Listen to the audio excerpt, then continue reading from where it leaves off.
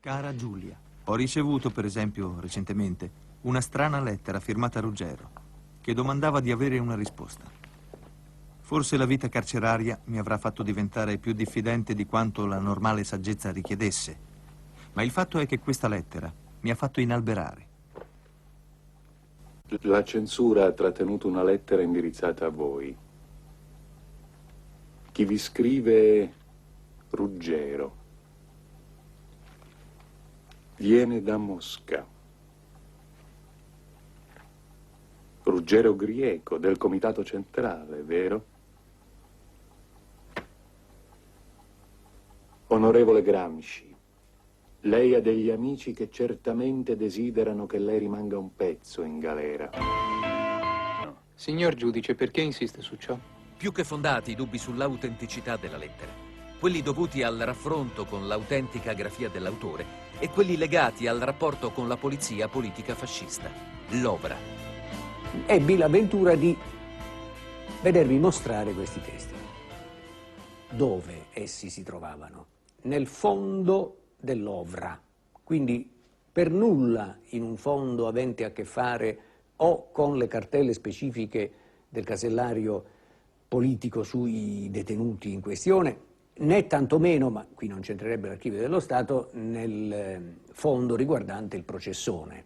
Era il fondo Ovra. Secondo dato non meno inquietante è che non erano degli originali, erano delle fotografie, un fascio cospicuo di fotografie in cui venivano riprodotte tutte le facciate e tutte le buste di queste 3 lettere. È il tono generale della lettera. Lettera di un dirigente a un altro dirigente. Una sua personale ipotesi. Non credo. Soprattutto la cosa che colpì fu l'assenza degli originali. L'ipotesi che io formulai allora e di cui sono tuttora persuaso è che si tratti di manipolazioni, cioè di lettere che prendono spunto dal fatto che 3 lettere effettivamente erano state inviate e tuttavia non mostrate nell'autentico originale ai 3 destinatari, ma riscritte opportunamente e direi in tono abbastanza provocatorio. Voglio leggerle quest'altro passo. Scrivendo a Scoccimarro e a Umberto, ho detto loro qualche cosa relativa alle ripercussioni della lotta interna del Partito Comunista Russo nei partiti europei. Se l'ipotesi, che a me continua a sembrare quella preferibile, della falsificazione Ovra è valida, non è difficile scoprire, direi neanche congetturare, constatare le finalità di questa operazione. E la prima non c'è neanche da ipotizzarla perché è nelle parole del giudice istruttore redivivo, per così dire, no? Che si rifà vivo, e per dirgli esplicitamente che i suoi compagni di partito vogliono colpirlo e tradirlo. Quindi questo è il primo fine, questo è evidente. L'altra è molto più importante. Quelle lettere servono a provare il ruolo dirigente dei 3 destinatari. Dal primo momento la volontà è ottenere la massima condanna e da quel momento in poi rifiutare ogni trattativa mirante alla liberazione di questi detenuti, di quel detenuto in particolare. Un primo tentativo di liberazione era effettivamente avvenuto nel settembre del 27. Era stato Stalin in persona a dare il via libera al tentativo di scambiare Gramsci e Terracini con alcuni sacerdoti cattolici detenuti in Russia, grazie alla mediazione del Vaticano con l'impegno diretto dell'allora nunzio apostolico di Berlino, Eugenio Pacelli. Ma la risposta di Mussolini al segretario di Stato della Santa Sede, cardinale Gasparri, è negativa, motivata dal fatto che i detenuti sono ancora in attesa di giudizio. Roma, 4 giugno 1928. Gramsci è condannato a 20 anni, 4 mesi e 5 giorni di reclusione.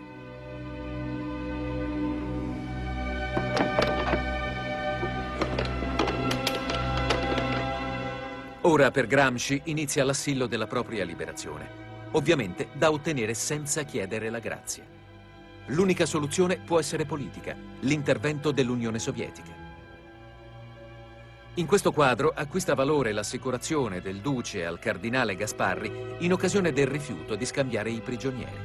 È escluso che nella fattispecie possa essere applicata la pena di morte.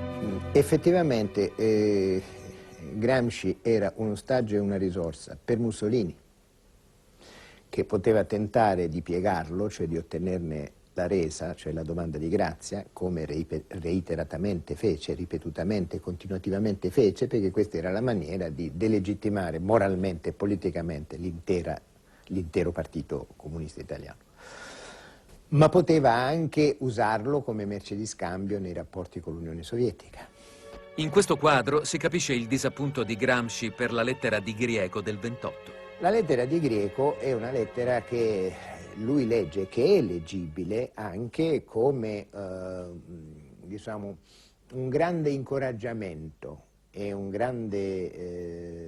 grande attestazione di ottimismo del partito italiano, perché sembra voler dire: forse ce l'abbiamo fatta per la tua liberazione.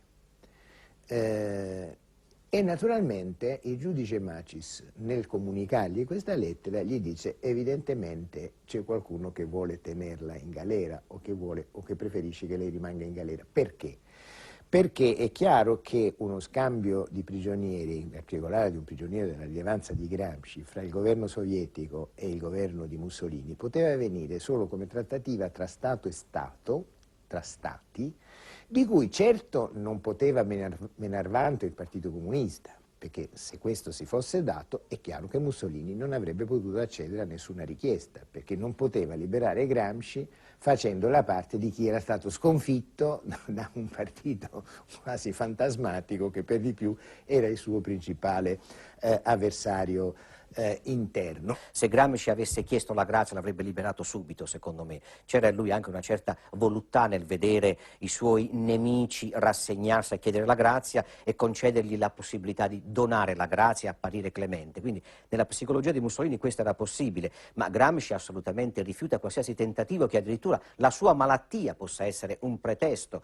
Sappiamo anche degli equivoci, la richiesta che fa il fratello Carlo, il timore che la mamma o qualcuno della famiglia possa fare una richiesta di grazia a Mussolini. Insomma, pensiamo al tormento di quest'uomo che ha un alto senso della dignità e non vuole apparire neanche come un martire, mentre è proprio questa l'immagine che ne dà la propaganda antifascista contro il fascismo, e questo credo che non abbia mai condotto Mussolini, neanche di fronte a delle offerte più concrete o delle proposte più concrete, a cedere alla possibilità di essere scambiato per un duce debole. Nel corso del 28 ci sono altri 2 tentativi di liberazione. Il partito italiano sollecita il governo sovietico, il quale però si scontra con il diniego di Mussolini. Cara mamma, vorrei proprio abbracciarti stretta stretta, perché sentissi quanto ti voglio bene e come vorrei consolarti di questo dispiacere che ti ho dato, ma non potevo fare diversamente. La vita è così, molto dura, e i figli qualche volta devono dare dei grandi dolori alle loro mamme, se vogliono conservare il loro onore e la loro dignità di uomini. Ti abbraccio teneramente, Nino.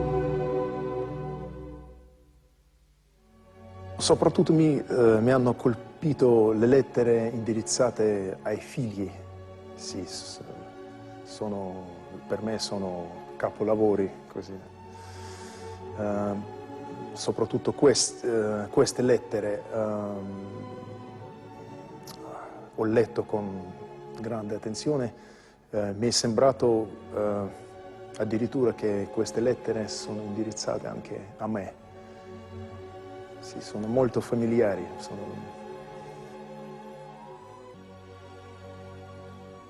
Piero Sraffa, economista italiano a Cambridge, amico personale di Keynes, aveva conosciuto Gramsci a Torino nel 1919 e aveva collaborato all'Ordine Nuovo. Figlio di un affermato avvocato, Sraffa è anche nipote del senatore Mariano D'Amelio, presidente della Corte di Cassazione. Sraffa apre un conto per Gramsci alla libreria Sperling e Kupfer di Milano. Ma il suo ruolo non è solo di assistenza personale, bensì di raccordo politico ufficiale direttamente con Palmiro Togliatti, che segue personalmente la vicenda Gramsci. Sicuramente appunto Gramsci sa che tutto quello che viene comunicato a Sraffa viene comunicato al partito italiano. Tatiana Schucht è la sorella della moglie Giulia. Vive in Italia, lavorando presso la delegazione sovietica e come parente può incontrare il detenuto. È Sraffa stesso a cercarla per chiarire come lei debba riferirsi direttamente a lui. C'è una lettera ancora inedita di Gramsci alla madre nella quale dice: nessuna cognata in Europa avrebbe fatto per me quello che ha fatto Tatiana.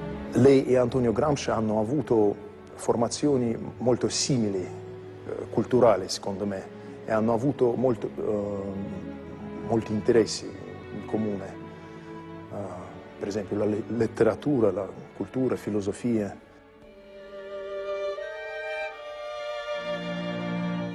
Gramsci giunge alla casa penale speciale di Turi, vicino Bari, il 19 luglio 1928.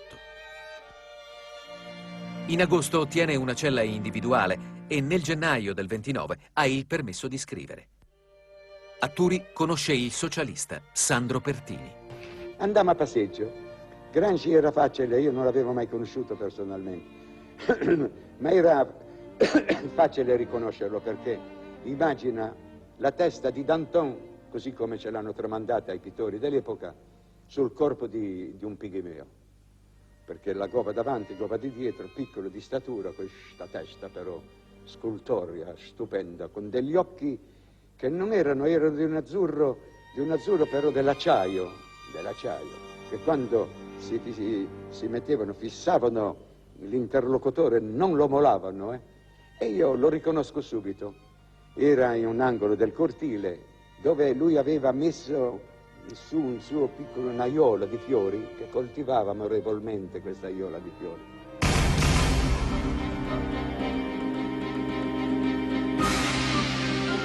Tra il 1928 e il 1929 il clima politico a Mosca cambia. Stalin sente rischi di guerra. Trotsky era stato liquidato nel 1927 e Bukharin è cacciato dalla guida dell'Internazionale. È archiviata la linea del fronte unico con i socialisti, voluta da Lenin. Per il Comintern si è di fronte alla crisi catastrofica del capitalismo. Il compito immediato è la rivoluzione. Dunque isolamento dei comunisti da ogni altra forza politica e per l'Italia l'archiviazione della strategia disegnata da Gramsci a Lione nel 26. È lanciata la parola d'ordine aberrante del socialfascismo. Le socialdemocrazie sono equiparate addirittura al fascismo. Io andai, mi presentai, dico: onorevole Gramsci, io mi chiamo Sandro Pertini, socialista, vengo dall'Ergastolo di Santo Stefano e sono lieto di poterla conoscere personalmente dopo aver seguito tutte le sue polemiche sull'ordine nuovo e su quello che lei ha scritto. E lui mi dice, mi ricordo che mi ha interrotto e dice: ma come, mi dai del lei? Siamo legati alla stessa sorte, siamo tutte e due vittime del tribunale speciale. Ma dico: onorevole Gramsci, noi socialisti per voi siamo dei social traditori, ma dice: lascia stare questa stupidaggine di cui io non voglio sentire parlare. Lo dicono i miei compagni, ma una sciocchezza, una stupidaggine, proprio Gramsci. Era già in lotta, c'era del dissenso lì a Turi di Bari. A Mosca De Vittorio, Grieco e Togliatti inizialmente si oppongono, poi sono costretti all'allineamento e ad espellere chi è in dissenso: Tasca, Bordiga e i tre, Tresso, Ravazzoli e Leonetti. I militanti tornano in Italia e si infiltrano nelle organizzazioni fasciste. Gramsci non pensa che la rivoluzione sia alle porte e pensa che i comunisti debbano battersi per un'assemblea costituente. Dobbiamo trovare parole d'ordine nuove e piantiamola con la paura di sembrare a noi stessi poco rivoluzionari. Oggi contro il fascismo ci serve la lotta per una repubblica, per un'assemblea costituente. E la parola d'ordine degli antifascisti borghesi, ma non te ne accorgi? Certo, è la stessa. Anche gli altri partiti antifascisti dicono di volerla la costituente. Ma non saranno mai capaci di lottare fino in fondo per la democrazia loro. Scusa, ma così sei tu a combattere per loro. Ti metti in rimorchio di quei 4 borghesi che fingono di cospirare contro i fascisti. Sì, e ti ritrovi socialdemocratico.